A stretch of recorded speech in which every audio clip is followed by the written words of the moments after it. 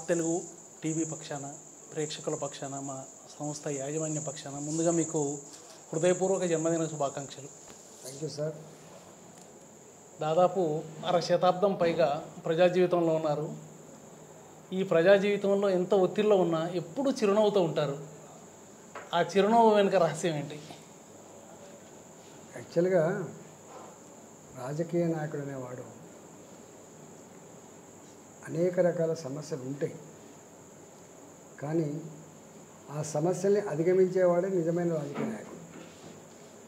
ప్రజల సమస్యలు ఉన్నప్పుడు, ప్రజలు బాధలు ఉన్నప్పుడు, ప్రజలు దుఃఖంలో ఉన్నప్పుడు ఓదార్చేటువంటి నాయకుడు ఆయన దుఃఖంలో ఉండకూడదు, ఆయన ఇంకోళ్ళు ఓదార్చేటువంటి పరిస్థితి రాకూడదు. అందుకనే ఎప్పుడు రాజకీయ నాయకుడు అంటాడు నిజంగా ప్రజలకు సర్వీస్ చేయాలనేటువంటి యాంగిల్ కోణం కనుక ఉంటే ఎప్పుడు సంతోషంగానే ఉంటాడు. చాలా గొప్పగా చెప్పారు.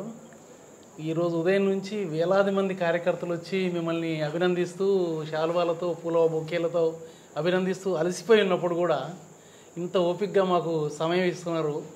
అంటే మీ ఓపికకు ముందు జోహారు, మాకు సమయం ఇచ్చినందుకు ధన్యవాదాలు. మీ కుటుంబం కూడా మీరు రాజకీయంగా ఉన్నత పదవులు అనుభవించారు, అలు పెరగకుండా ప్రజా జీవితంలో కొనసాగుతున్నారు.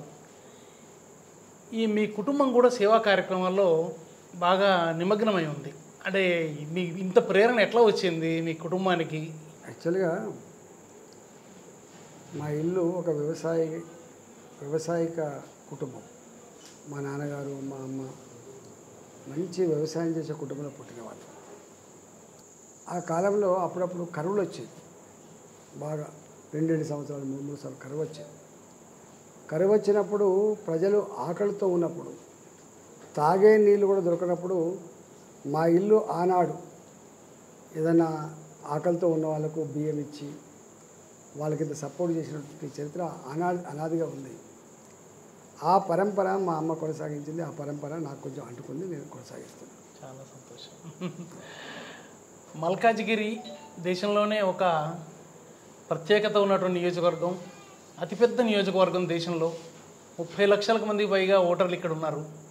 ఇక్కడ పార్లమెంట్ అభ్యర్థిగా మీరు భారతీయ జనతా పార్టీ తరఫున నిలబడుతున్నారు. ఇక్కడ మీ విజయావకాశాలు ఎలా ఉన్నాయి? ప్రజల నుంచి స్పందన ఎలా ఉంది? యాక్చువల్గా మల్కాజిగిరి పార్లమెంటు సీటు 37 లక్షల పైచిలకు ఓట్లున్న ఈ సీటు అన్నిటికంటే ముఖ్యంగా మినీ ఇండియాగా పిలువబడుతుంది. ఇక్కడ దేశంలో ఉన్న అన్ని రాష్ట్రాల ప్రజలు జీవించేటువంటి భూమిది. తెలంగాణ వ్యాప్తంగా కూడా పొట్ట చేత పట్టుకొని వచ్చిన వాళ్ళు కావచ్చు, ఉద్యోగులుగా ఉండి ఇక్కడ గృహాలు ఏర్పాటు చేసుకునే వాళ్ళు కావచ్చు, రిటైర్డ్ అయిన తర్వాత ప్రశాంతంగా ఉండాలి, హైదరాబాద్ ఉండాలని చెప్పి భావించే వాళ్ళు కావచ్చు, రాజకీయ నాయకులుగా ఎదిగి పిల్లల్ని హైదరాబాద్లో చదివించుకోవాలనేటువంటి దాంతో షిఫ్ట్ అయిన వాళ్ళు కావచ్చు. ఇట్లా రకరకాల కారణాల వల్ల షిఫ్ట్ అయిన వాళ్ళ సంఖ్య ఎక్కువ ఉంటుంది. దానికి తోడుగా ఆర్మీలో రిటైర్ అయిన వాళ్ళంతా ఇక్కడనే ఉంటారు.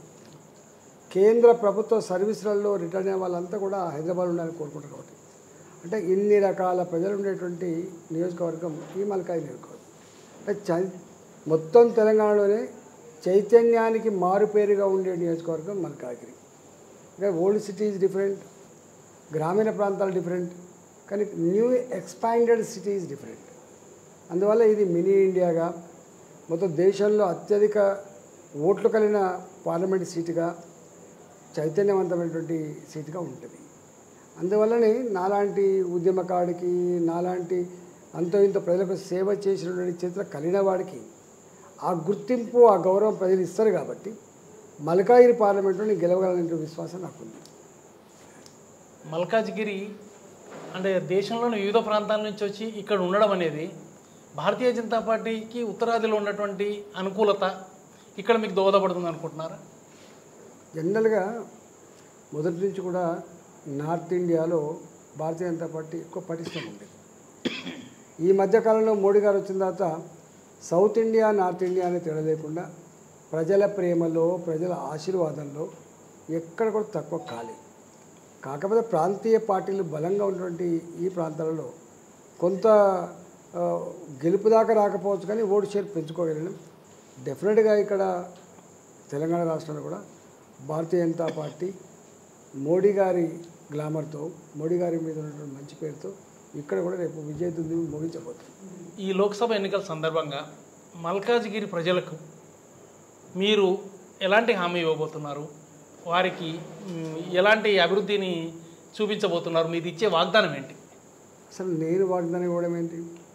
నేను ఎవరునో, నా చరిత్ర ఏంటిదో, నేను అధికారం లేకపోతే ప్రతిపక్షంలో ఏ పని చేస్తానో, ఎట్లా కొట్లాడుతానో, అధికారంలో ఉంటే ఆ అధికారం వెలుగులో పేదవాళ్ళ పక్షాన, విద్యార్థుల పక్షాన ఎట్లా ఆలోచిస్తానో అదంతా చరిత్ర వాళ్ళ కళ్ళల్లో ఉన్నది, వాళ్ళ రిజిస్టర్ అయి ఉంది. కాబట్టి వాళ్ళకి స్పష్టంగా తెలుసు.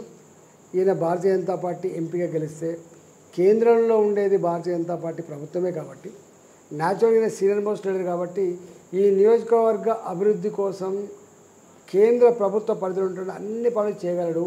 నెంబర్ 1. నెంబర్ 2, రాష్ట్ర ప్రభుత్వంలో కూడా 2 సార్లు మంత్రిగా ఉన్నాడు కాబట్టి డెఫినెట్గా ముక్కు పిండి అయినా మెడలు వంచి అయినా పని చేయించగలిగే సత్తా ఉన్నవాడు. నెంబర్ 2. నెంబర్ 3 ఏంటంటే అన్నిటికన్నా ముఖ్యంగా ఎప్పుడు ప్రజల మధ్యలో ఉండేవాడిని నేను. కో అంటే కో అనే బిడ్డని నేను. నాకు 24/7 రాజకీయాలు ప్రజల గురించి ఆలోచిస్తే తప్ప ఇంకో దాని గురించి ఆలోచించే ఆస్కారం లేదు.